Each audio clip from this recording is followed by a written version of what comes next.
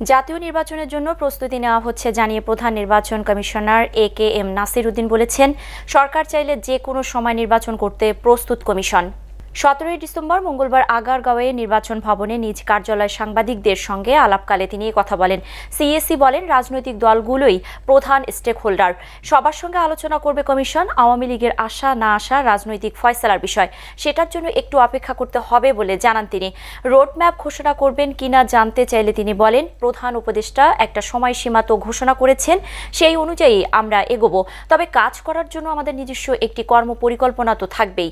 সুষ্ঠুভাবে ভোট করার বিষয়ে প্রধান নির্বাচন কমিশনার বলেন, প্রয়োজনে ভোটার তালিকা আইন পরিবর্তন করা হবে। সুষ্ঠু ও সুন্দর পরিবেশে ভোটাররা যাতে ভোট দিতে পারে, সেজন্য প্রয়োজনে আইন বিধিতে পরিবর্তন আনা হবে। এখানে কমিশনের কোনো এজেন্ডা নেই বলেও জানান সিইসি। তিনি বলেন, তরুণ প্রজন্ম এবং নারী ভোটাররা যাতে বাদ না পড়ে সেদিকে খেয়াল রাখা হবে।